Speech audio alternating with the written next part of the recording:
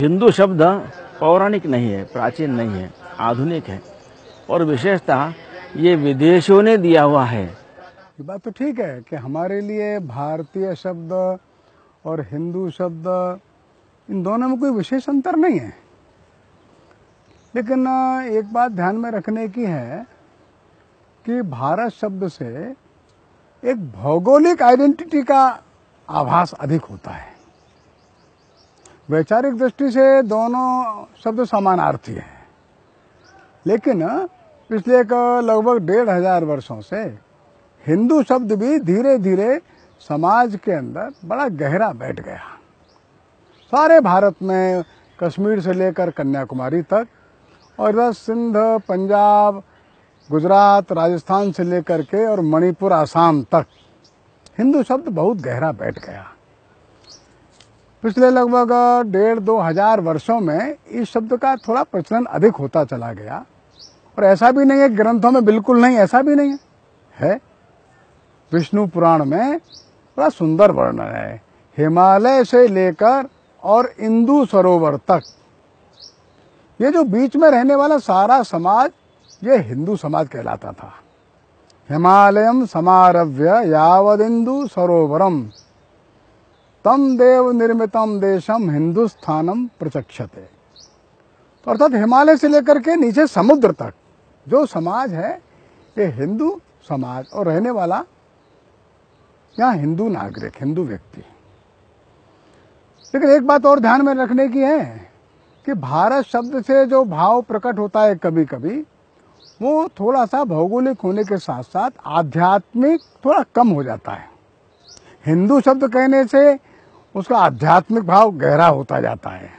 उदाहरण के लिए हम भारत के लोग कभी कभी तो नेपाल जाते हैं, नेपाल में लोग पूछते हैं आप भारत से आए, तो भारत से आए ऐसा जान करके उनको लगता है कि विदेशी लोग हैं। हम कहते हैं कि हम हिंदू हैं, तो उनको लगता है अपने लोग हैं। अमेरिका में जाते हैं, हम कहते हैं भारत से आए, तो उनको लगता है एक देश से लोग आए हैं, एक विशेष देश की नागरिकता वाले लोग हैं। हम कहते हैं हम हिंदू लोग हैं, तो उनको ध्यान में आता है एक विचार वाले लोग हैं, एक संस्कृति वाले लोग हैं, एक आध्यात्मिक परंपरा वाले लोग हैं। तो ये सारे विश्व को भी एक रिप्रेजेंट करने वाला ये शब्द हो जाता है। एक बात और ध्यान में रखने की है कि इस देश में जो भी लोग पुराने हैं, अर्थात इस्लाम के आने के पहले जो भी लोग हैं, वे सब हिंदू कहलाते हैं अपने आप को। उदाहरण के लिए जब संविधान में हिंदू कोड बिल आया, हिंदू कोड बिल पर बहस शुरू हुई, तो हिंदू की व्याख्या करना कठिन हो गया, किसको हिंदू कहे ना कहे। तो अम्बेडकर जी ने बहुत अच्छे शब्दों में इसकी व्याख्या की है, जो संविधान सभा ने स्वीकार भी की है। उन्होंने बड़े एक ब्रॉड व्यू लिया, सबको समाहित करने का कोशिश किया और कहा जो शैव है, वैष्णव हैं, आर्य समाजी हैं, प्रार्थना समाजी है, लिंगायती हैं, वीर शैव हैं, ये सब हिंदू समाज के अंदर आएंगे। इतने से बात नहीं बनी, ऐसा लगा कुछ लोग छूट रहे हैं, तो उन्होंने जो परिभाषा की है वो ध्यान देने की है।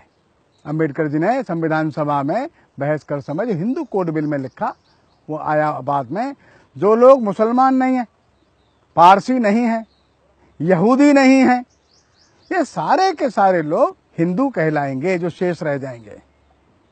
इसका मतलब कोई भी जनजाति के लोग हैं, कहीं भी रहते हैं, कोई भी पंथ मानते हैं, कोई भी संप्रदाय मानते हैं, भारतीय जिनका ओरिजिन है, जिन संप्रदायों का, मत का, विचार का ओरिजिन भारत में है, वे सब हिंदू कहलाएंगे। शांति शांति शांति।